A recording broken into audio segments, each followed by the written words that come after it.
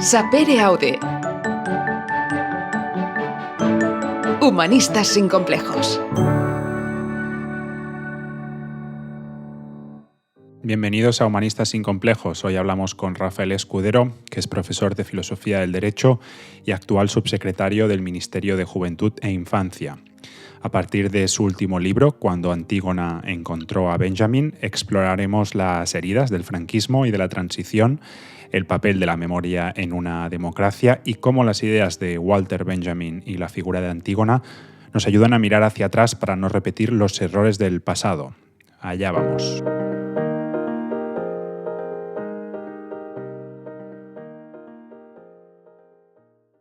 Este episodio está patrocinado por Cirial 180, o sea, por mí, y si estás montando un negocio, necesitas un contrato o quieres hacer las cosas bien desde el principio, ya sabes, sin chapuzas ni sustos legales, entra en cirial180.com y te ayudamos. Bienvenido, Rafael, ¿cómo estás? Bien, muchas gracias. Gracias por invitarme, Alexis. ¿Estás acostumbrado a presentar el libro en podcast o es tu primera vez? No, te diría que es mi primera vez. Digamos que tanto este libro como otros que he escrito, la presentación ha sido siempre el formato clásico, ¿no? Un acto donde llevas a alguien que presenta el libro, tú comentas y después con gente. Pero este formato lo estreno contigo. Yo te he podido conocer ahora pues un rato antes de grabar el podcast, pero para la gente que no te conozca, ¿cómo te presentarías? Primero también como persona, ¿no? Y después también cuál es tu trayectoria profesional y en qué estás ahora metido. Bueno, como persona es difícil, claro, presentarse uno tal, ¿no? Pero es Yo, humanista sin complejos, o Un sea, que humanista sin también nos complejos. acercamos Sí, a... sí, soy un humanista sin complejos y intento ser una persona buena en el sentido machadiano de la palabra, ¿no? Y intento, eso siempre lo intento cumplir, ¿no? Y luego también, bueno, pues yo creo que un poco mi trayectoria académica y profesional me lleva también a la idea de humanista sin complejos, ¿no? Yo estudié Derecho en la Complutense, pero prácticamente ya desde segundo o tercero de Derecho empecé a dirigirme hacia la filosofía del derecho, que es esta disciplina que algunos critican porque dicen que no es ni filosofía ni Ni derecho, derecho. pero que tiene la ventaja de que te permite, bueno, pues abrir la mente sobre ir un poquito más allá de lo que es el conocimiento de la norma jurídica de la sentencia en cada caso, lo cual es importante, ¿eh? Pero también yo creo que un jurista tiene que ser un humanista, una persona que maneje no solo los códigos, sino que maneje todo lo que está alrededor de los códigos, las constituciones, los jueces, los operadores jurídicos, ¿no? Entonces, nada, prácticamente según terminé la carrera, empecé a hacer la tesis en filosofía del derecho y rápidamente, la verdad es que tuve suerte porque eran años en los que había, digamos, un boom de nuevas universidades y un boom de formar profesores jóvenes. Y pues rápidamente me incorporé a la Universidad Carlos III de Madrid desde el año 92 y en diferentes funciones, pero he sido docente de esa universidad desde entonces. Salvo estos últimos años, que, bueno, pues digamos, compagino mi actividad más académica con el compromiso político. Y formé parte del Gobierno del Cambio del Ayuntamiento de Madrid con Manuela Carmena de alcaldesa. Fui durante 2 años el director de la Oficina de Derechos Humanos y después he formado parte de los gobiernos de coalición entre el Partido Socialista y en el primer mandato con Unidas Podemos y ahora con Sumar, ¿no? Entonces precisamente ahora, soy subsecretario del Ministerio de Juventud e Infancia. Y tengo un poco mi vida académica aparcada porque no puedo hacer las dos cosas a la vez. Lo que sí he podido durante estos años ha sido escribir este librito, el que, bueno, pues ya nos sirve para juntarnos hoy, ¿no? ¿Qué diferencias hay entre la actividad en la universidad, que mucha gente no lo sabe, pero también es un órgano muy institucional, con también muchas luchas de poderes, que cuesta Mm. también hacer una serie de cambios, con la parte política? ¿O hay similitudes Hay también? muchas Hay muchas similitudes, similitudes. claro, porque realmente, digamos, en la universidad también se hace política. Ujú. De hecho, yo no concibo que haya un espacio público sin que sea un espacio político detrás, ¿no?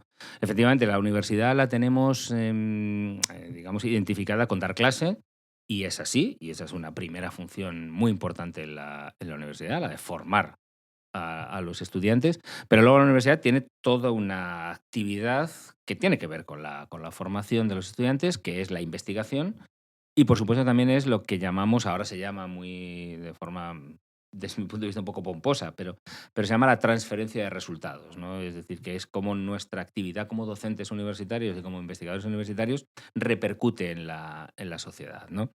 Y en este sentido creo que también esto es una actividad política. Es una actividad política en algún sentido y es una actividad política en el sentido de que lo que nosotros investigamos, lo que nosotros estudiamos, tiene que servir para la mejora de la sociedad. Y para la mejora de la sociedad, cada uno en su ámbito, los ingenieros en el suyo, los médicos en el suyo y los juristas también en el nuestro. En el caso de los juristas, ser capaces de formar estudiantes y una ciudadanía basada en el respeto a la ley, al Estado de Derecho y a los derechos humanos. Y eso es una actividad política también. Claro, cuando uno salta al ámbito, digamos, político-administrativo, en este caso a la Administración General del Estado, a los ministerios, evidentemente es también una actividad política, porque como te decía al principio, no concibo una actividad pública que no sea política en el sentido clásico del término, no en el sentido partidista, sino en el sentido político, en el sentido clásico del término. Pero claro, aquí te encuentras también con una serie de condicionantes que también determinan tu actividad, ¿no? Es decir, uno cuando llega a la política institucional llega pensando que puede hacer muchas más cosas de las que luego realmente el marco te deja hacer, ¿no? Además, bueno, pues cuando uno ostenta funciones de responsabilidad en ministerios, los ministerios realizan actividad no solo para los votantes que nos votaron y que nos pusieron ahí, sino que tienen que representar el interés general y la defensa de la ley y del derecho. Y esto constriñe. Pero por otro lado, es la garantía de que, bueno, de que uno, todos los órganos del Estado cumplen con las leyes, tiene que ser así, y por otro lado, en el caso de uso de fondos públicos, pues del control de los fondos públicos, que es absolutamente imprescindible en la sociedad. Ahora, creo que en prensa, ¿no? Últimamente se está hablando mucho de universidad desde la distancia, porque tú ahora no formas parte de ella en tu día a día. ¿Cuál crees que es el estado vital de la universidad en España? Bueno, lo que me trasladan, es verdad que no hago actividad universitaria ahora porque no me da la vida y porque mi compromiso es ahora con el gobierno, Eso no pero quita que vayas a volver, ¿no? no, por supuesto voy a volver, por supuesto voy a volver. O sea, yo estoy, siempre lo digo, yo soy un profesor de filosofía del derecho y ahora estoy en un ministerio. Yo, por supuesto que voy a volver. Pero lo que decía es que, aunque ahora no estoy en el día a día, pero vamos, tengo buena parte de mis amigos son mis colegas de la universidad y me cuentan, quedamos, me llegan los correos electrónicos, etcétera, y la situación en la universidad ahora mismo, sobre todo en la Comunidad de Madrid, es realmente mala. Porque hay, por un lado, una asfixia económica y, por otro lado, un intento de control de las universidades públicas que a través, además del fomento de universidades privadas, que no por el hecho de ser privadas, sino que en muchos casos son malas universidades. Pero no por el hecho de ser privadas, es decir, creo que a veces se plantea una dicotomía que es falsa, universidad pública buena, universidad privada No, no, mala, no. es absolutamente falsa. Hay universidades privadas buenas y hay universidades privadas que son malas. Entonces, la situación es mala en el sentido, sobre todo, digamos, en comunidades como esta. Ayer o antes de ayer leí que ha empezado un encierro de estudiantes en la Facultad de Farmacia, creo que es de la Complutense, en defensa de la universidad pública. Bueno, creo que es importante que este tipo de movimientos se produzcan, sobre todo bueno, pues porque es muy importante la financiación de las universidades, es clave la financiación de las universidades, sin perjuicio de que se tengan que mejorar los mecanismos de gobernanza de las mismas, de formación del profesorado, por supuesto, pero claro, lo que no puede hacerse es el abandono de la universidad pública a cambio de beneficiar a algunos, vamos a llamarlo así, algunos chiringuitos privados, ¿no? Entonces, por un lado, la situación es mala, pero por otro lado, como siempre, hay brotes de esperanza y creo que esta especie de movimiento que está surgiendo me parece que es interesante. Es interesante. Visto un poco, como te digo, no desde primera persona, sino de lo que me Sí, trasladan sí, de mis colegas, ¿no? los inputs que vas Ujú, recibiendo. ujú. Eh, Tú has escrito este libro cuando Antígona encontró a Benjamin. Víctimas del franquismo y derecho a la memoria, pero no es tu primera publicación sobre este tema. Me gustaría preguntarte, más allá de que tu ejercicio universitario ha estado enfocado a la filosofía del derecho y a los derechos humanos, ¿qué es lo que te ha llevado a centrarte en el derecho de la memoria histórica y De la memoria memoria. democrática? Bueno, pues yo diría que un doble motivo, ¿no? Dos motivos generales. En primer lugar, digamos, una motivación política, una persona que digamos, que vive la política, y la cuestión de la reparación de las víctimas del franquismo me parece que ha sido una de las demandas claves uno de los silencios de la transición, y una demanda política clave en los últimos años, perdón. Y eso por un lado, es decir, compromiso político con las víctimas del franquismo, y compromiso político también, digamos, con la herencia del republicanismo, la España del 31. Y por otro lado también, desde mi punto de vista de académico, me parece que todo lo que rodea la recuperación de la memoria, el derecho a la memoria, los derechos de las víctimas, la justicia transicional, es un campo de investigación muy interesante y muy fecundo, en el sentido de que te permite analizar e investigar cuestiones relevantes desde el punto de vista jurídico y político, que es lo que a mí me interesa, pero también muy atractivas para la sociedad, ¿no? Y digamos, para la conformación de la ciudadanía. Entonces, esta es un poco la doble motivación. Empecé a trabajar estos temas con más profundidad, pues yo diría hacia el 2005, cuando con el gobierno socialista de Rodríguez Zapatero, digamos, la reivindicación de las víctimas del franquismo entró en el Parlamento, Sí, ya se digamos. planteaba. Eso es, eso es.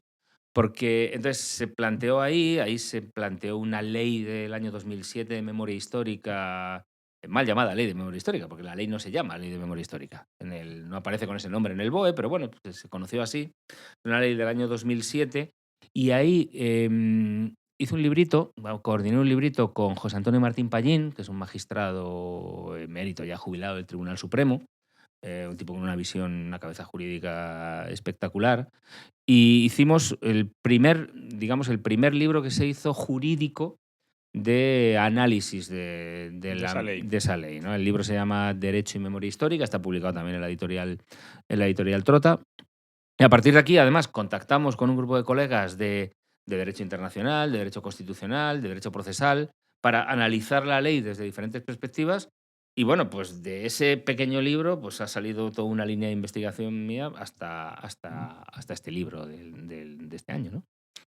¿Y qué has aprendido durante todo ese tiempo? Pues Joder, son casi 20 años. he aprendido muchísimo, o sea, muchísimo, muchísimo. ¿Te has casado con el tema Muchísimo, prácticamente? muchísimo. Vamos, he aprendido una barbaridad. O sea, he aprendido historia.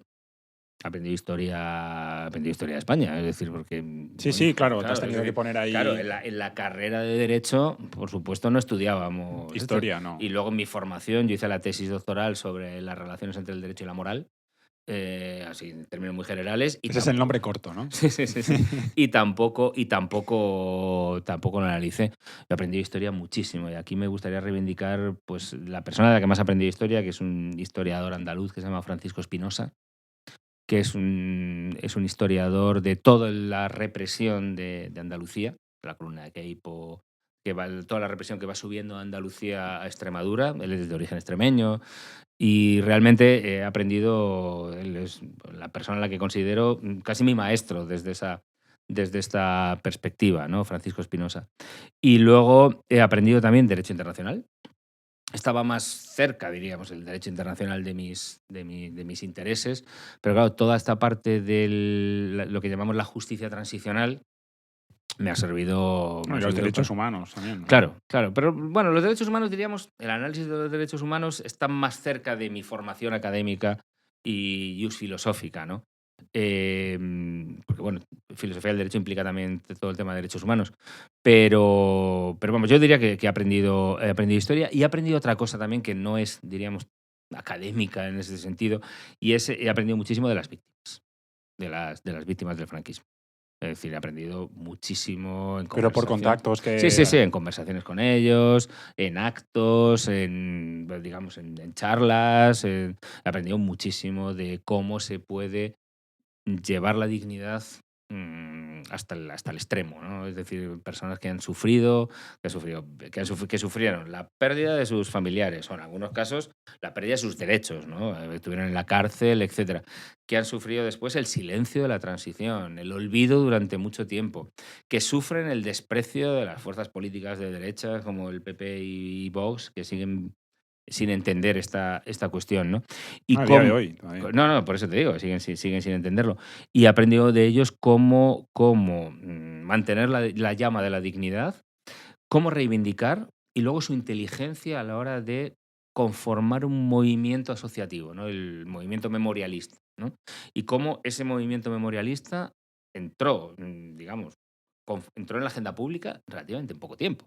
Es decir, las exhumaciones de Prianza del Bierzo, ¿no? De finales, que son las primeras que se hacen con criterios científicos, ¿no? Que son de finales del siglo XX. Esas, de repente, desde ahí, en 10 años, la cuestión de la memoria entra en la agenda política. Y entra en el Parlamento. Se aprueba una ley, ahora se ha aprobado otra, etcétera. No nos ha abandonado desde entonces.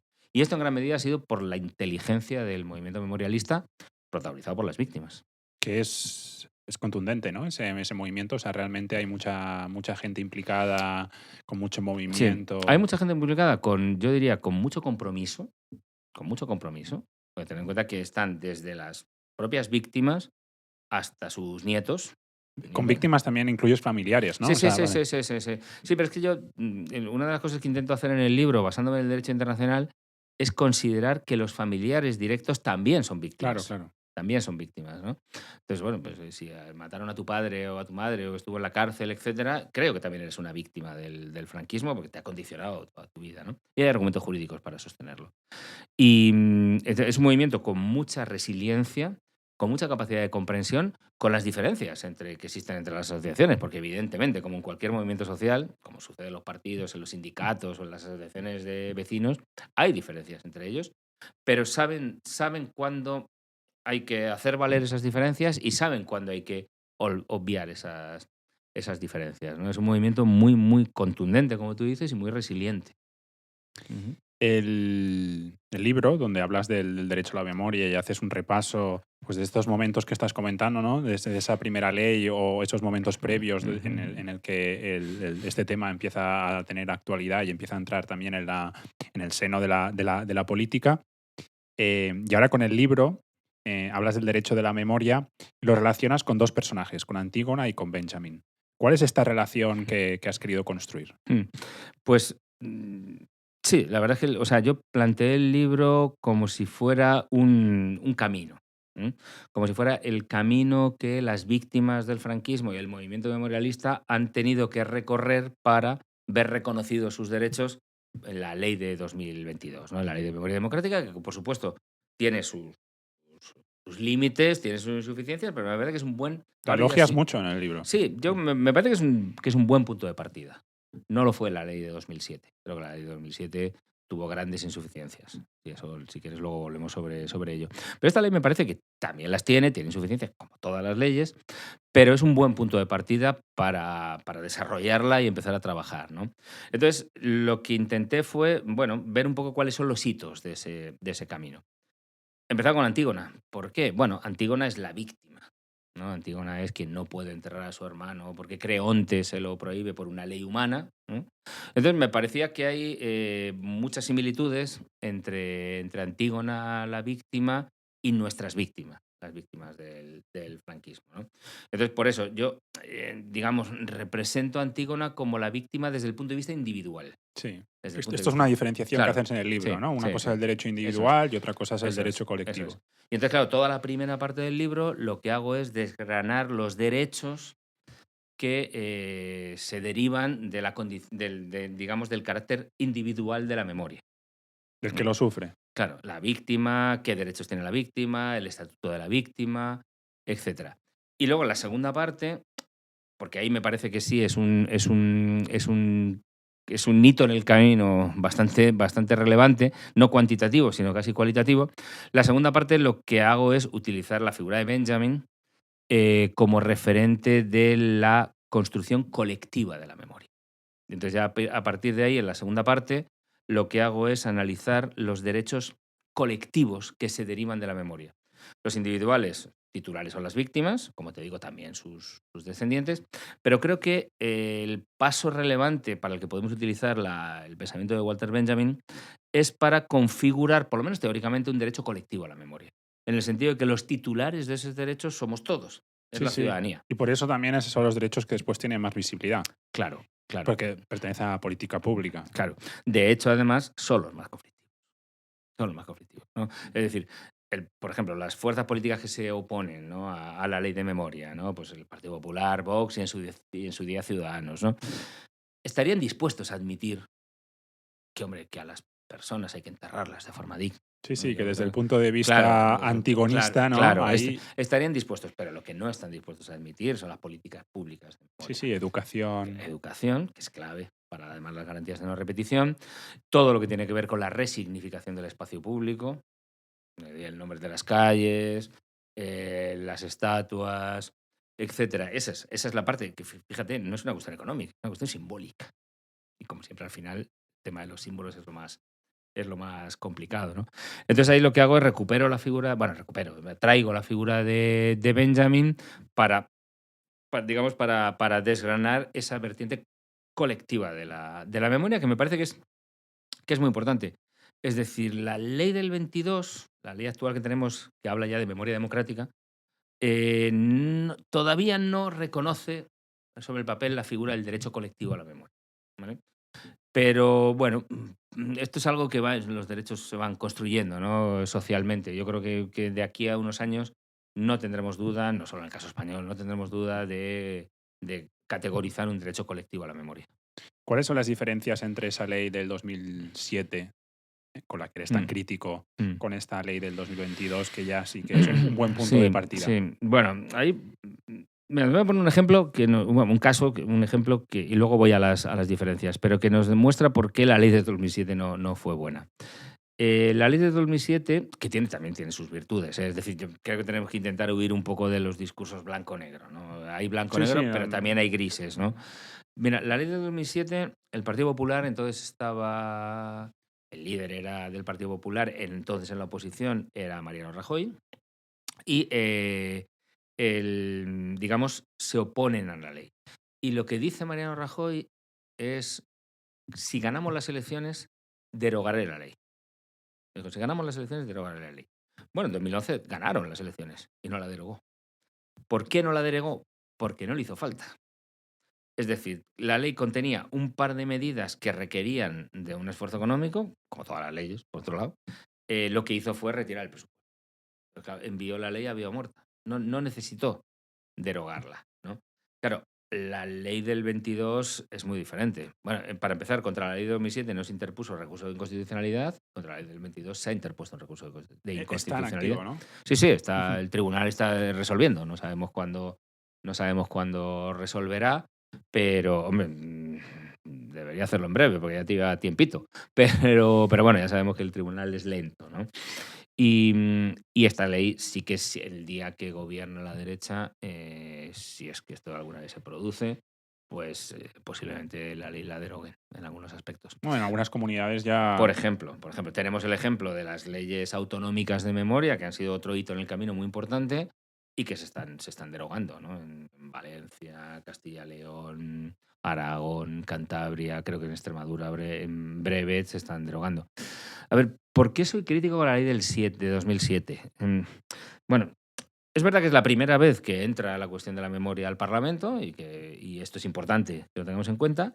También es importante, que destaquemos esta virtud. Pero, por ejemplo, con el tema de las fosas, ¿no?, que eran las exhumaciones, que era el debate de aquellos años. En aquellos años se debatía más la cuestión individual que la cuestión colectiva, ¿no? Bueno, pues la ley de 2007 no establece la obligación del Estado de llevar a cabo la exhumación. No establece la obligación del Estado. La ley del 22 sí la establece.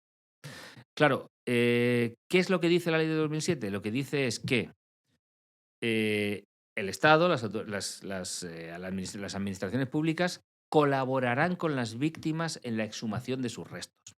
Claro, esto si lo sacamos del contexto es una barbaridad. Porque si hay algo que el Estado tiene que encargarse es de la vida y de la muerte. Y sobre todo la muerte. Uno no puede enterrar a una persona donde quiera. En los sitios, los procedimientos, etcétera, ¿no? Y aquí la ley de 2007 lo que dijo es Bueno, colaboraremos, el Estado colaborará con las asociaciones, que son las que deben llevar a cabo las exhumaciones. Y lo que se hizo fue un programa de subvenciones. O sea, la ley lo que habilitó fue un programa de subvenciones. Las asociaciones tenían que presentar un proyecto de exhumación y el ministerio, entonces, en aquel entonces era el Ministerio de la Presidencia, pues en una convocatoria anual decidía qué proyectos concedía y qué proyectos no concedía. Esto, si lo sacamos si lo sacamos fríamente, no tiene ningún sentido, porque el tema de los restos humanos es una competencia estatal pura y dura. Entonces, claro, ¿esto qué provocó? Provocó, bueno, críticas de todos los organismos internacionales. Esto fue una medida muy criticada también por la academia, por los autores que estudiaban esa cuestión. Y lo que hizo es que cada año hubiera una convocatoria de exhumaciones. Claro, encima, cargar a las asociaciones con todos los requisitos que tienen que ver con la tramitación de una subvención, que te aseguro que son muchos, porque tienen que ser así, porque es dinero público. Entonces, claro, las subvenciones tienen que estar perfectamente justificadas hasta el último céntimo. Claro, cargar a las víctimas con esto. Claro, y luego, claro, hay asociaciones pues que claro, no eran capaces de asumir todas las exhumaciones que tenían en su programa. Entonces tenían que seleccionar. ¿Por qué seleccionas unas sí, otras no? Entonces ya estás produciendo una revictimización de las víctimas no seleccionadas. Este me parece que fue el punto más crítico. Luego, bueno, se avanzaron cuestiones en materia de resignificación de símbolos y de las calles. Se abrió ya la posibilidad de Ya se retirar. empezó entonces. Sí, se empezó entonces. Había algunas excepciones y tal, pero se hizo bastante en este sentido. Y luego, claro, hay una cuestión que le falta a la ley del 2007 y también le falta a la ley del 22, y es el tema de los juicios penales. Aquí realmente tenemos un problema estructural, porque, claro, No hay viabilidad, ¿no? yo creo. Aunque ahora con la del 22 es donde se ha nombrado el fiscal Claro, especial. claro. O sea, la del 22 abre como dos vías, ¿no? Una es la apertura de un fiscal de sala que lleve a cabo investigaciones. Y otra, la ley del 22 establece una cláusula que se introdujo casi al final de la tramitación parlamentaria, que es muy interesante, ¿no? Que dice que todas las leyes del ordenamiento, incluida la ley de amnistía, que es la famosa ley que supone un tapón para la investigación, deben ser interpretadas con arreglo al derecho internacional. Y el derecho internacional establece que las graves violaciones de derechos humanos no son amnistiables y no prescriben. Esto nos abre una vía de investigación que, bueno, de momento, pero claro, esa vía de investigación, de momento los tribunales, el Tribunal Supremo y el Tribunal Constitucional han dicho que no. Han dicho que no. Yo sabía ahí por ejemplo, para juzgar digamos, las graves violaciones de derechos humanos que se cometieron, digamos, a partir del golpe de Estado del 36 y durante los primeros años del franquismo, creo que esa vía está cerrada. El Tribunal Europeo de Derechos Humanos también la ha cerrado. Creo una vía abierta, que son las víctimas del último franquismo y de la transición. Porque ahí ya sí que no aplica el famoso criterio que utiliza el Tribunal Supremo claro, es que ya en los años de la guerra civil no estaban en vigor las normas internacionales. Vale, bien, vale. Esto es un argumento discutible, pero bueno. Pero este argumento en ningún caso aplica para las víctimas de los años 68, 69, 70 hasta el 77. Entonces, creo que es la vía que ahora hay que insistir en ellos en vía judicial. El otro día leímos una noticia, ¿no? Que la Fiscalía de Sala sí que va a investigar una denuncia por violación de derechos humanos cometida, yo creo, no recuerdo exactamente si en la comisaría de Vía Layetana o en Barcelona o en cuál, pero vamos, creo que esta es la forma de ir. Pero claro, realmente el tiempo y el derecho no son buenos compañeros de viaje. Sí. Bueno, en relación a esto hay algo que comentas en el libro y que señalas en varias ocasiones, que es un poco paradójico, ¿no? Que prácticamente 40 años después se apruebe una ley, o la primera ley así un poco con cara y ojos, que sirva para establecer ese punto de partida. El paso del tiempo en este caso es una losa, ¿no? Para Sí. abordar Sí. esta problemática. Sí, porque las víctimas muchas han muerto, los testimonios se van perdiendo, aunque se están recuperando a través de los proyectos estos de bancos de memoria, que son muy interesantes, pero claro, las víctimas, las personas se mueren, y entonces esto es un problema, y efectivamente, cuanto más tiempo pase sin que llevemos a cabo la reparación, pues más complicado va a ser. Claro, ¿qué es lo que pasó? claro, ¿Pero por qué no se hizo antes? bueno, pues ahí tenemos el famoso argumento de la transición, ¿no? El famoso argumento de, bueno, vamos al pacto de echar al olvido, ¿no? A mí no me gusta decir, se habla de pacto de silencio, yo creo que no es un pacto de silencio, es más bien un pacto de echar al olvido. Es decir, bueno, se acordó que ninguna de las dos partes utilizaran el pasado como arma política, ¿no? Lo cual era bastante injusto, pero bastante injusto con los republicanos, pero bueno. Y entonces, Entendible, ¿no? sí, Tal vez. sí, yo creo que bueno, que había razones para sostenerlo, porque la democracia que estaba empezando era muy débil, el peso del, digamos, del aparato militar, del partido judicial, etcétera, de los herederos del franquismo era muy grande. Entonces, bueno, yo creo que se dijo, vamos a estabilizar y luego ya llegará el momento digamos, de recuperar a las víctimas y la memoria. Lo que pasa es que ese momento nunca llegó después.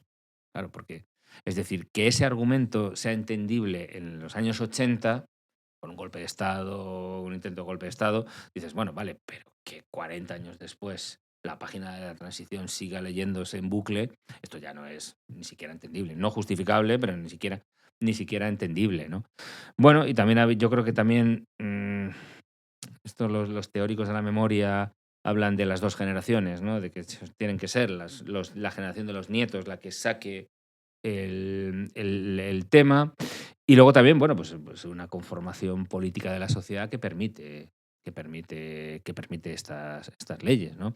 Unos años antes, digamos, entre la ley del 2007 y la del 22, están las leyes autonómicas. Esto es muy interesante ver cómo cuando la ley de 2007, el gobierno del Partido Popular de Mariano Rajoy la lleva vía muerta, digamos, lo que se hace es, y esto también me parece una estrategia muy inteligente, es llevar el debate a los parlamentos autonómicos, porque ya por lo menos tenemos una ley. Y entonces se lleva el debate a los parlamentos autonómicos y se empiezan a aprobar leyes de memoria prácticamente en casi todas las comunidades autónomas, leyes de memoria que ya sí son muy diferentes a la ley de Pero no 2000. tienen competencias, ¿no? Claro, el punto es que no tienes competencias en muchas ocasiones, por supuesto para los juicios no tienes. Tienes competencia para el tema de la simbología pública, Sí. las calles, los ayuntamientos, etcétera. Sí puedes, bueno, pues arbitrar subvenciones, medidas que tienen que ver con la difusión, la divulgación, etcétera. Pero esas leyes además lo que tienen es un importante valor simbólico desde el punto de vista político. Bueno, fíjate si la tienen, que en cuanto ha habido otro cambio de ciclo político y otro cambio de orientación política, se están empezando a derogar. Y esas leyes, ese paso digamos, por utilizar la terminología de Chirves, ¿no? Al que me gusta citar en el libro, de Rafael Chirves, cuando se pierde la batalla de Madrid, se lleva a los parlamentos autonómicos y se abre otra batalla bastante, bastante interesante. Pero en cualquier caso, efectivamente, el tema de los juicios no hay competencia ni autonómica y yo creo que además ahora mismo en los tribunales habría que centrarse como estrategia, yo diría como estrategia procesal, habría que centrarse en las violaciones de derechos humanos cometidas en los últimos años del franquismo y en la transición, donde todavía queda mucho por investigar. Aquí te comentaba que en el libro también hace referencia a esas, no sé, Sí, casi 200 víctimas durante la sí, transición sí, sí, sí, española que comete sí, normalmente la policía. Y aquí en el podcast hablamos con David Ballester sí, sobre este tema. sí, sí. Ahí es que además es otro de los puntos negros de la investigación. Hay que seguir investigando lo que sucedió porque es claramente una violencia de motivación política. Es decir, eran elegidos las personas porque eran líderes estudiantiles o abogadas o abogados, o bien porque se quiso generar un marco de terror, ¿no? Y por eso se atacaban manifestaciones, las balas perdidas de las manifestaciones, etcétera, ¿no? Entonces, ahí yo sí creo que tenemos claros argumentos jurídicos para investigar y, en su caso, digamos, sancionar penalmente a los perpetradores, a los victimarios, ¿no? Pero claro, hace falta mucha investigación. Hace falta mucha investigación porque es uno de los puntos negros. ¿Qué diferencia hay entre memoria histórica y memoria Mm, democrática? mm. Bueno, son conceptos teóricos. Entonces, Sí, bueno, sí. las diferencias no tal. A mí me gusta, digamos, O sea, no te gusta que se hable de memoria histórica, ¿no? no, o sea, no es que me guste, es que me parece digamos, el concepto que mejor se ajusta a la realidad es el concepto de memoria democrática.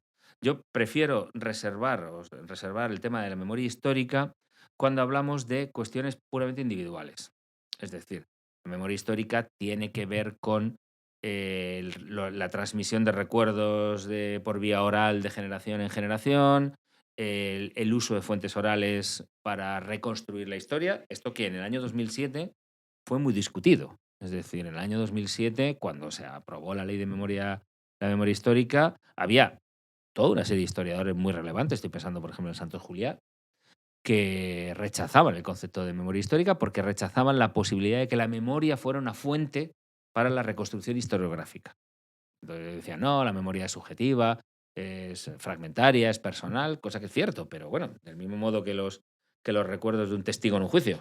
O sea que también es el juez o el historiador el que tienen que valorar si efectivamente esos recuerdos te sirven para una reconstrucción de un relato histórico o de un relato procesal, ¿no? Entonces yo prefiero reservar el concepto de memoria histórica para hacer referencia a esa dimensión individual, a esa transmisión vía oral de los recuerdos y de la historia, y prefiero hablar de memoria democrática para hacer referencia a esta primera parte, pero sobre todo también a digamos, aquellas dimensiones que deben formar parte del Estatuto de Ciudadanía Democrática.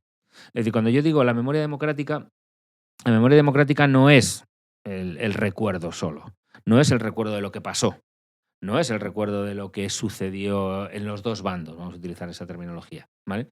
No, no, la memoria democrática es el conocimiento y la puesta en valor por parte en políticas públicas para la ciudadanía, la puesta en valor de víctimas que fueron victimizadas, en muchos casos, por su defensa de los valores democráticos.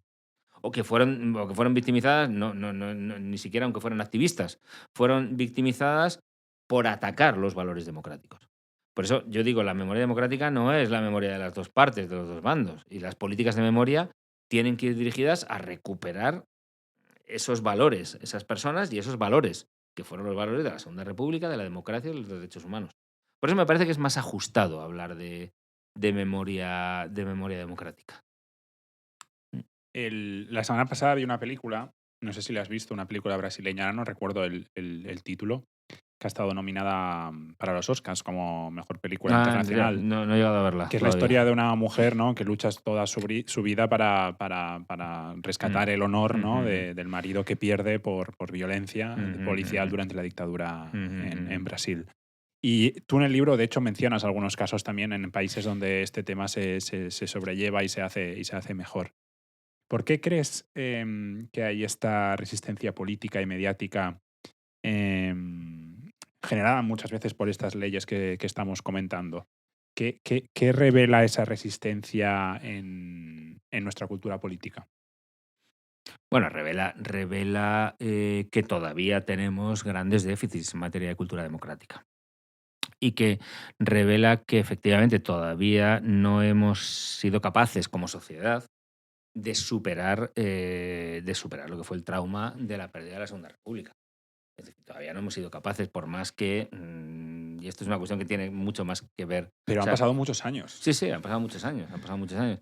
Pero también hay que tener en cuenta una cosa, y es, yo creo que en el libro cito el discurso de Hellman cuando recibió de Juan Hellman, el poeta uruguayo, cuando recibió el premio El Cervantes, que Sí. fue en 2007, tal, que Hellman lo que viene a decir con esa brillantez, ¿no?, que tenía, Hellman lo que viene a decir es, bueno, yo creo que cuando hay personas, organizaciones que lo que quieren es que preconizan no recuperar el pasado, abandonar el pasado, olvidar el pasado, Hellman dice, yo creo que en el fondo lo que no quieren es que se recupere su pasado, su pasado. Y es que todavía tenemos muchísimas herencias, ¿no? Tanto, bueno, los partidos de la derecha española lo vemos claro, pero también en la sociedad, ¿no? Lo cual me parece un error político. Es decir, yo creo que si el Partido Popular fuera capaz digo el Partido Popular porque Vox no lo veo, si el Popular fuera capaz de normalizar esta situación, yo creo que le iría mejor electoralmente, pero bueno, no se lo diremos, ¿no? Pero creo que todavía hay muchísimas herencias, y las mismas herencias que vemos en herencias de personas y herencias sobre todo de prácticas y de cultura, ¿no? Pasa con la judicatura. Es decir, la judicatura tiene todavía un deje autoritario No es tanto porque los jueces actuales sean hijos o nietos de jueces franquistas, los hay, pero el porcentaje no es tan elevado. No, pero se Pero habla, ¿no? También que la nueva sí, sí, sí, sí, judicatura y sí, sí, la sí, gente sí, sí, sí, joven y sí, eso sí. tiene ideas Pero más. lo que heredan también son prácticas y culturas que todavía no hemos sido capaces de desterrar de nuestro discurso público. Y este es el gran problema que tenemos. Y por eso creo que son tan importantes que se logren implementar políticas públicas, culturales y educativas. Políticas públicas, culturales y educativas. Esto es lo que me parece quizá más atractivo de la ley actual, que abre el marco a que se desarrollen esas políticas culturales y educativas. Y lo que también me parece que en términos de. Fíjate que estoy ahora en la dimensión colectiva, ¿eh? No tanto Sí, sí. pero me parece que en términos de sociedad me parece lo más beneficioso. Lo más beneficioso. Claro, ¿qué problema tenemos con esto? Claro, las políticas educativas y las políticas culturales requieren un esfuerzo económico importante, como como toda política pública, y esto puede que no sea sencillo en los próximos años. Mm. En este sentido, ¿qué papel crees que juegan los jueces y el sistema judicial en el mantenimiento de esta impunidad histórica? Creo que por dos cuestiones. O sea, creo que hay dos rasgos muy presentes en la cultura judicial española que condicionan esto que tú también señalas, ¿no? Y que Por se un- heredan, ¿no? De y que se estructuras heredan, sí, pasadas, sí, sí, eso. sí, sí, sí, se heredan, pero se heredan no de padres a hijos, sino de generación anterior de jueces a otra. Hay que tener en cuenta que en España es necesario reformar el sistema de acceso a la carrera judicial. Se están dando algunos pasos por parte del gobierno, pero es necesario ser más ambiciosos en este sentido. Para empezar, claro, una oposición de juez te requiere, es una oposición difícil y tiene que ser así, no tiene que ser Sí, sí. sencillo. Y requiere unos años de estudio y unos años de estudio full time. Sí, que es muy elitista, ¿no? Claro, Tienes que estar requiere unos años de estudio 3, 5 full años. time, donde en muchas ocasiones además tu preparador es un juez. Un juez, ¿no? La famosa esta historia del sobre, ¿no? Los preparadores llegan con los alumnos llegan con el sobrecito al juez, le pagan y tal. O sea, tu preparador es un juez, con lo cual no solo te va a enseñar los temas, sino que te va a enseñar Sí, una una cultura práctica, una también. cultura, una forma de estar, una forma de hacer justicia. Esto requiere dinero. Es decir, claro, un chaval termina la carrera, pues Sí, es sí, que hay mucha gente es que muy tiene que difícil, trabajar. es muy difícil aprobar los hay, pero es muy difícil aprobar una posición de juez y trabajando a la vez. Muy Entonces, bueno, hay que intentar alguna experiencia ha habido, ¿no? Sistemas de becas, sistemas de formación pública, es decir, hay que cambiar el sistema de formación, por un lado, y esto permitiría cambiar. Luego, por otro lado, que sería la segunda variante, tenemos jueces en la cultura judicial española, no solo en el ámbito de la memoria, sino en cualquiera, muy formalistas, extremadamente formalistas. Extremadamente formalistas. Y esto, buena parte de culpa también tenemos los docentes de las facultades de Derecho que digamos que formamos jueces formalistas. Son jueces muy apegados a la letra de la ley, son jueces que no tienen capacidad o no lo quieren hacer, porque a veces también es más sencillo, no tienen capacidad de desarrollar principios, de aplicar normativa internacional, porque consideran que no, entonces son jueces muy formalistas. Y desde el formalismo es difícil aplicar fallos de derechos humanos, etcétera. Entonces, por un lado, autoritarismo, prácticas y culturas heredadas, y por otro lado, una dosis muy grande de formalismo jurídico, ¿no? Que esto se ve mucho en los jueces. Te insisto, no solo en los temas de memoria, sino en cualquier juzgado. Bueno, tú tienes experiencia, ¿no? Tú has tenido alguna experiencia en ello. Nos encontramos con jueces muy formalistas. Entonces, aquí es difícil entrar en ese bloque. Hay que cambiar el sistema de formación de los jueces. Uno de los temas, Rafael, que tocas en el libro es el del, bueno, lo hemos comentado, ¿no? El tema de la resignificación, también del cambio de nombre de calles, de la Ujú. retirada de monumentos. Este tema yo me acuerdo cuando, con la ley del 2007, que ya se Sí. empezaron a tomar este tipo de medidas, yo siempre lo he visto con una visión como un poco crítica desde el punto de vista de que yo no sé si en todos los casos realmente es necesario hacer este tipo de cambios, ¿no? Porque si realmente tú eres una persona que se interesa por el tema, educada, que toma una conciencia, yo creo que también el hecho de acercarte a un sitio, ¿no? Leer una placa, leer algo, te permite también precisamente reflexionar sobre ello y que ese tema no pase inadvertido.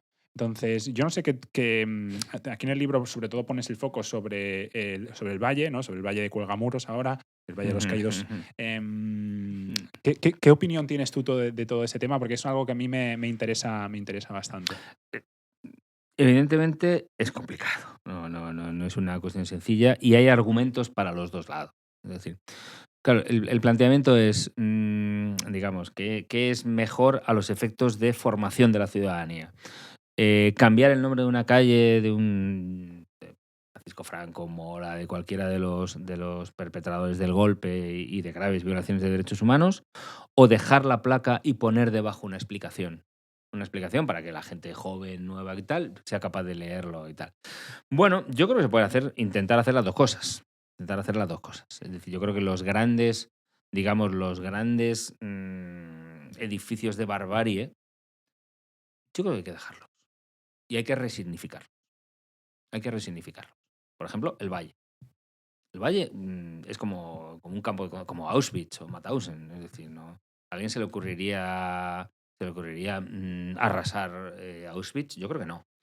El Valle, o el Palacio de la Cumbre en Donosti, o el fuerte en Pamplona. Es decir, hay grandes sitios que yo creo que resignificándoles, obviamente resignificándoles, pueden servir como lugares de memoria, como lugares de formación de ciudadanía democrática y sobre todo pensando en escolares, digo, por decirlo en términos muy, muy simples. Yo creo que esto es importante y esto hay que dejarlos y que sean sitios donde se explique lo que sucedió allí, para lo que sirvió y qué pasó allí. Esto me parece importante. Luego, claro, diríamos, esto yo lo haría como los grandes monumentos de barbarie, ¿no? Como los grandes monumentos de barbarie.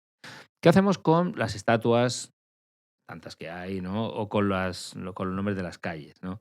Yo ahí, fíjate, tengo una opinión diferente. Creo que ahí sí que hay que quitar, hay que remover del espacio público la simbología franquista. Creo que hay que hacerlo. ¿Por qué? Porque, claro, cuando nosotros ponemos a la calle el nombre de alguien, ¿vale? O cuando ponemos en una plaza, en la plaza donde juegan nuestros niños, o donde nos sentamos a debatir, o donde nos sentamos a hacer botellón, no sé, ¿vale? Cuando espacios públicos, cuando ponemos el nombre de la calle o una estatua, es porque se ha decidido colectivamente que esa persona que lleva el nombre de la calle o que esa persona, que es la protagonista de la estatua, merecen un reconocimiento público.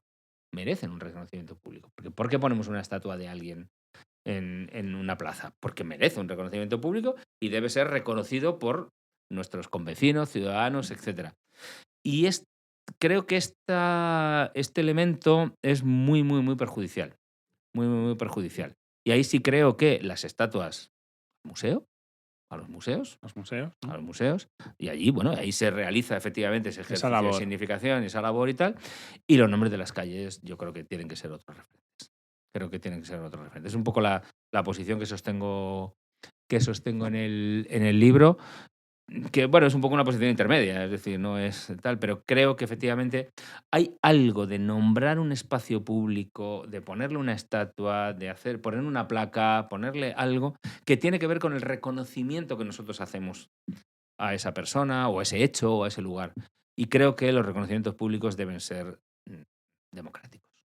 Sí, sí, puedo coincidir, pero Mm, o sea, tal vez no estoy de acuerdo en erradicar, ¿no? mm, Absolutamente todo. mm. Y también me ha gustado mucho lo que has comentado, ¿no? De llevar todo eso, pues a lo mejor a un Sí, museo, sí, donde se puede hacer también una sí, sí, tarea sí, divulgativa, sí. de explicación. Bueno, los museos están llenos, ¿no? Incluso pues aquí en Madrid está lleno de monumentos históricamente, ¿no? Seguramente muy controvertidos o con figuras también Ujú, monárquicas muy controvertidas. sí, Es sí. que, claro, si pusiéramos a señalar cada cosa. Ujú, ujú, ujú. Sí que me gustaría abordar contigo, porque cada vez tenemos menos tiempo, el tema de la educación. Ujú, ujú, ujú. ¿Nos podría explicar un poco? O sea, hoy en día, un niño o una niña que estudia en el colegio, ¿estudia estos temas?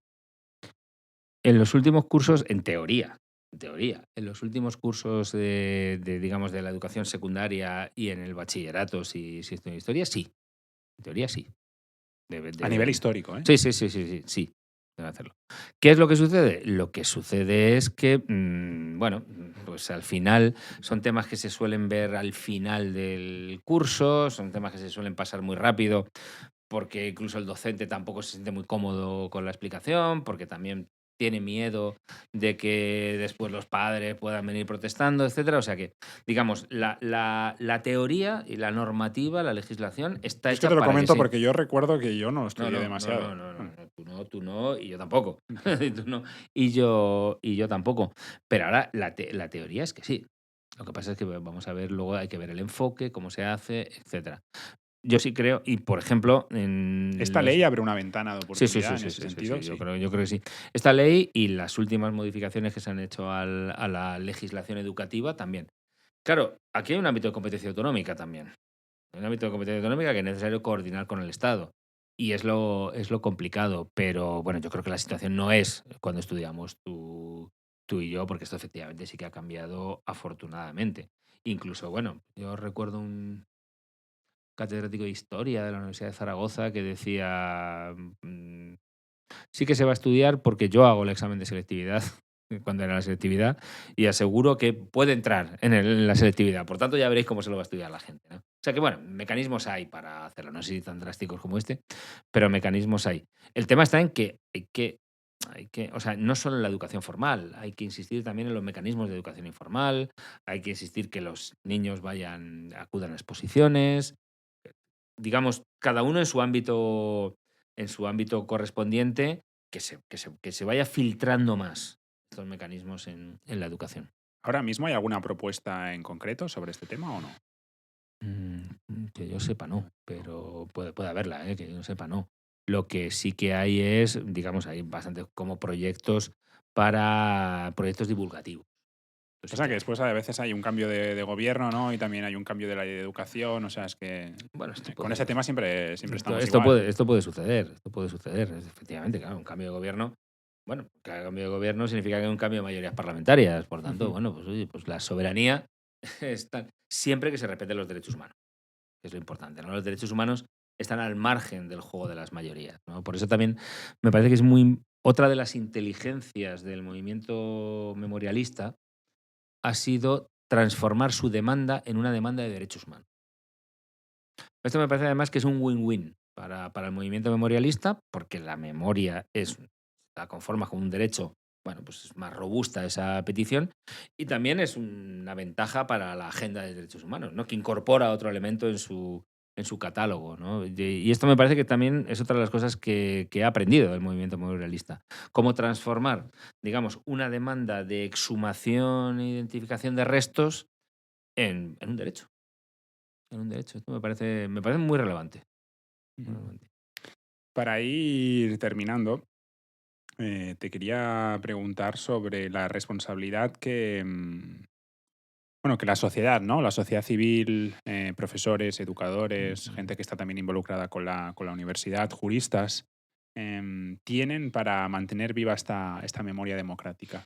¿Cuál crees que es el papel de la sociedad civil, más allá de todos los actores Sí. No, políticos? no, no. Yo creo que tiene un papel muy importante en el sentido de mantener viva la demanda.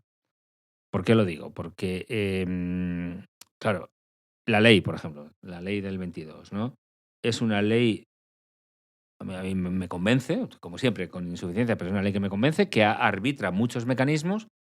Pero también, claro, deja a las administraciones después, al gobierno, a las administraciones locales, a las autonómicas, el desarrollo de la ley, como todas las leyes, ¿no? Luego tienen que venir los desarrollos a través de decretos, a través de políticas públicas, etcétera.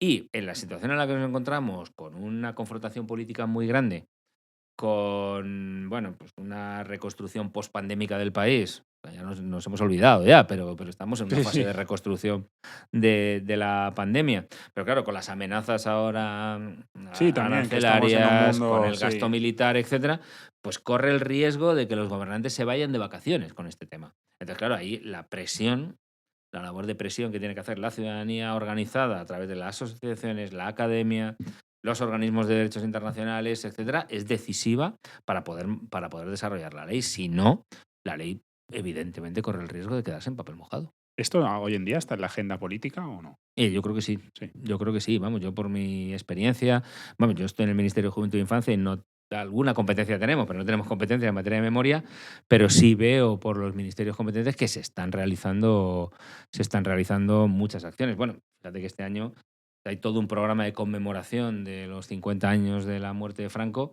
y está Ah, sí, habiendo, hay una serie de sí, actos. está habiendo una serie de actos, por cierto, muy criticados por la derecha, pero vamos, que hay un impulso político importante. Pero como siempre, digamos, para el impulso político se necesita que haya mucho, que se soplen las velas para que se vaya activando, ¿no? Y este es el papel de la sociedad civil, que tiene que ser evidentemente reivindicativa y crítica, por supuesto. ¿Cuál crees que es el mayor peligro que corremos como sociedad y como país si esto queda en papel mojado, si no defendemos el derecho a la memoria? Bueno, pues creo que volveremos a revictimizar a las víctimas, volveremos a revictimizar a las víctimas y habremos perdido una ocasión clave para avanzar en términos de una ciudadanía democrática.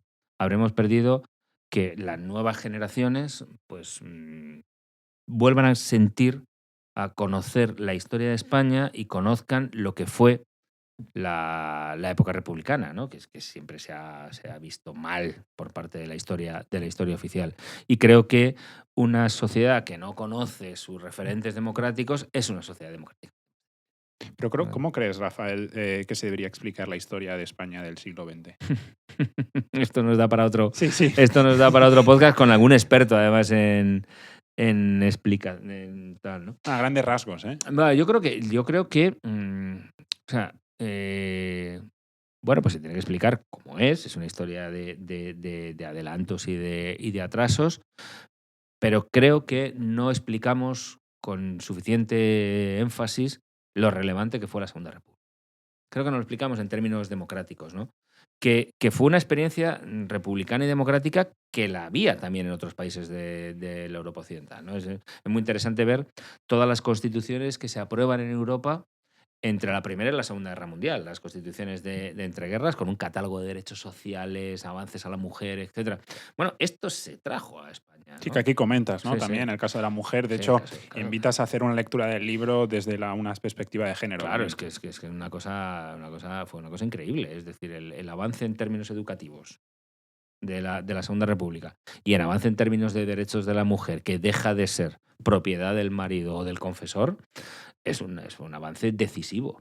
Entonces, todo eso se ha perdido, todo eso se desconoce en gran medida, ¿no? Entonces, me parece que es necesario explicar la historia de la Segunda República y, por supuesto, su final, pero la historia como un avance democrático, una experiencia constitucional similar a las que hubo pues en la Alemania de Weimar, por ejemplo, ¿no? O en los países europeos, centroeuropeos, bueno, un avance de derechos que no se había visto nunca en España y por eso fue tan duramente atacada, claro.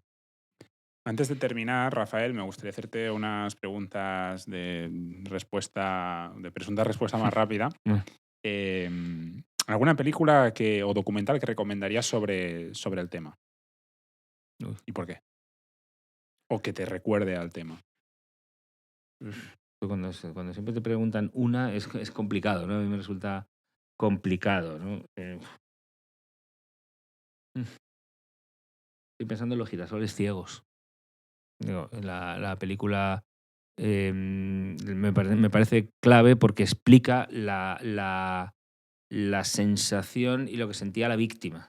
Yo diría Los girasoles ciegos. Almodóvar hizo una, ¿no? Hace unos años también sobre la memoria No, histórica. Almodóvar ha trabajado Trabajo. tangencialmente la memoria, ¿no? Yo algunas veces le escuché declaraciones de hace muchos años decir que él no, que él la forma que tenía de enfrentarse al tal era no mencionar el franquismo, ¿no? Bueno, yo creo que Almodóvar no ha trabajado las cuestiones de No, pero hizo memoria. una película hace, no sé, 5 o 6 años con Penélope Cruz que también había un tema Hay un tema de de memoria, apertura de sí. fosas y sí que había perdido. No recuerdo, Sí, la vi en su día. no recuerdo. Pero bueno, Almodóvar, lo que supone el cine de Almodóvar en el momento de la transición es clave también, ¿no? Para el avance. Si pudieras viajar en el tiempo e irte en algún momento clave del siglo XX en España, ¿a qué año irías y por qué? Iría a las Cortes Republicanas. a las Cortes Constituyentes que aprobaron la Constitución del 31. Me parece una Histórico, ¿no? experiencia, me parece una experiencia clave. No tengo duda. Iría a los debates constituyentes en el Parlamento, porque son espectaculares. El nivel de los oradores es una cosa espectacular, claro. Nada que ver, ¿no? Ahora, No, bueno, complicado. ahora el Sobre todo, Parlamento... bueno, en el Parlamento hay gente muy buena, ¿eh? Sí, O sea sí, que no, pero no hay gente muy buena. las pero formas, bueno, ¿no? es una cosa terrible. Bueno, formas duras ha habido siempre, ¿eh? Formas duras ha habido siempre. Pero no, ¿Pero lo no que... crees que ahora hay una teatralización y Bueno, pero también o sea, a mí no me preocupa la teatralización, o sea, en el sentido de que, bueno, pues falta de respeto, Parlamento... Sí, bueno, insultos, insultos y chistes? eso O sí, sea, eso sí. Pero lo que veo es un bajísimo nivel, sobre todo en los parlamentarios de la derecha, ¿no? Lo del tema de los parlamentarios de Vox no tiene nombre. O sea, un desconocimiento prácticamente. O otra cuestión que me parece muy curiosa en el Parlamento actual, perdona que me salga, es que al ministro de Economía no le hacen preguntas. Es decir, en todas las sesiones de control que hay al gobierno se le pregunta, y al ministro de Economía va el hombre, se sienta ahí y tal, esperando que le pregunte y no le pregunta a nadie, ¿no? Creo que porque no hay nivel para enfrentarse a política económica, ¿no? Pero bueno, yo sí me sentaría en la tribuna a verlo en directo los debates constituyentes. ahora no estás en activo como profesor, pero ¿qué pregunta te gustaría, como profesor, que te hicieran más a menudo y por qué? Bueno, me gustaría no es una pregunta en concreto, ¿vale? Me gustaría que mis estudiantes me preguntaran más sobre, sobre, los, sobre los procesos de creación de las normas o los procesos de aplicación de las normas. Te digo por qué. Porque habitualmente los estudiantes lo que se interesan fundamentalmente es por el contenido de la norma, ¿no? Ellos te dicen, a ver, explícame qué es lo que dice el artículo 14 de la Constitución, explícame tal. Y me gustaría que me preguntaran más qué se llevó a aprobar con ese ¿Por qué ese texto concreto. contenido? Claro, porque ese contenido, o bien cómo puede interpretarse ese contenido, cómo puede con ese contenido evitarse una serie de cuestiones. Me gustaría que me preguntaran más este tipo de cosas y no directamente qué es lo que dice el artículo 14, que por cierto, se lo pueden leer, están en los códigos y ahora ya con los programas de inteligencia artificial Sí, no tiene ya. ningún sentido memorizar los artículos del código, ¿no? Me gustaría que me hicieran ese tipo de preguntas.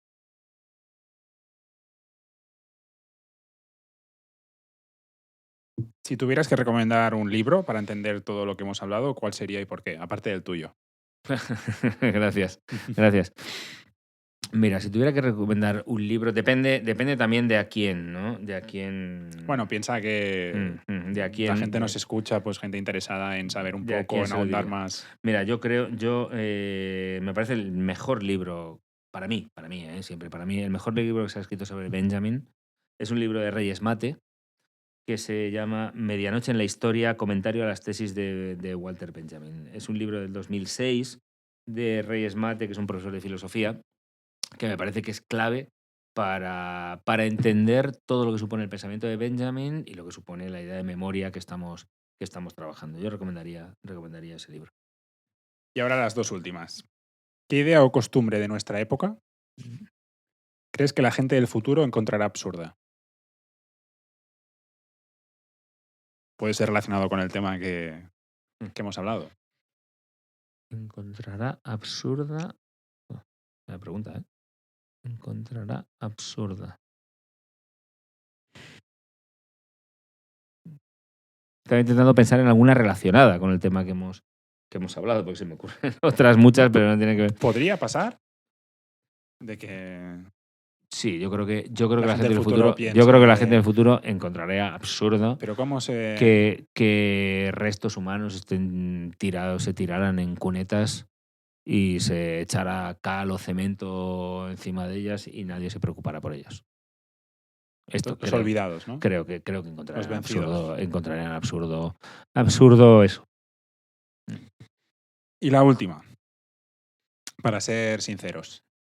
Todos en algún momento hemos sentido que nos hemos colado en algún sitio donde no pertenecemos, sobre todo cuando finges, por ejemplo, pues entender algo en una reunión, en una charleta con amigos, o asientes en una conversación, esto en clase, ¿no? Muchas veces, o te están hablando de una película o de lo que sea, y tú asientes esperando que nadie te pida una opinión o una pregunta sobre ello.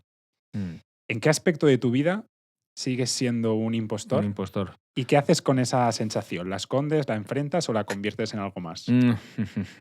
Bueno, a veces en clase, digamos, cuando estás en clase y tienes que explicar algo que no entiendes. Por ejemplo, no sé, te digo, a mí me cuesta mucho entender la fenomenología de Hegel. Tengo serios problemas para entenderla. A veces cuando la explico, claro, tienes que explicarla porque está en el temario, está en el programa. Pienso, por favor, que nadie pregunte Que nada. nadie pregunte. Que nadie pregunta. Y entonces ya, cuando nadie pregunta nada, lo transformo en una sensación de alivio. Vale. Bueno, ya está, ya lo he pasado. ¿No te pasa con alumnos, no sé, algo relacionado, no sé, con el mundo, con lo que no sé, con la música que escuchan? ¿O no te ha pasado algo de que estén hablando de algo? Bueno, sí, de la que tú- música sí, por Sí, supuesto. vale. O sea, de la música, vamos, yo sí, me quedé en la música de los 80. Es decir, yo tengo una hija de 25 años y tal, y en el libro intento empezar cada epígrafe, empezar con alguna cita de alguna canción o algo y tal. Claro, ella cuando ha visto esto me dice, bueno, esto es un viejuno, ¿no? De Clash, ¿no? Pones Claro, ahí por claro, ahí yo utilizo una... The Clash, Cortatu, etcétera, etcétera, aunque la estoy intentando meter en esos tal, pero claro, yo en la música estoy absolutamente desactualizado, no intento, pero ahí sí que de verdad no intento ni siquiera ser impostor. No finges, No, ¿no? lo No finges. reconozco tranquilamente, no tengo ningún problema, estoy muy desactualizado en música. Bueno, ¿qué le vamos a hacer?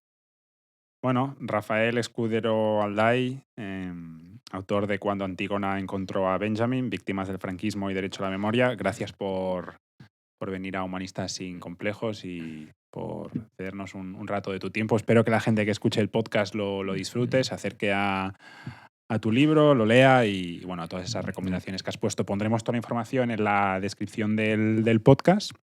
Y nada, de nuevo, muchas gracias, No, Rafael, por tu tiempo. Gracias a ti, Alexis. La verdad es que me lo he pasado estupendamente, ¿eh? Es decir, o sea, se me ha pasado rapidísimo, además, por cierto. Y gracias por ofrecerme el espacio para hablar de memoria, ¿no? Que es una cosa que nos permite el libro, ¿no? El libro es una excusa para hablar de memoria y para hablar de temas culturales relacionados con la memoria, que bueno, que es el objeto del podcast, con lo cual yo encantado. Yo creo que el tema dará, ¿no? A lo mejor tal vez para aquí un tiempo, depende cómo se va desarrollando esta ley y todas estas políticas que están sobre la mesa para volver a hablar. Bueno, hay que tener en cuenta una cosa, que lo comento en el libro, ¿no? El encuentro entre Antígona y Benjamin puede finalmente no llegar a producirse, porque tenemos pendiente un recurso de inconstitucionalidad Claro, contra sí, la sí. ley de memoria y hay varios recursos. Presentado Entonces, por PP y Vox, ¿no? sí, el Partido Popular y Vox presentaron dos sendos recursos de inconstitucionalidad y veremos lo que decide el tribunal. En función de ello, pues si me invitas aquí vendré encantado a comentar lo que dice el tribunal. Genial, pues nada, un abrazo, Rafael. Un abrazo, muchas gracias.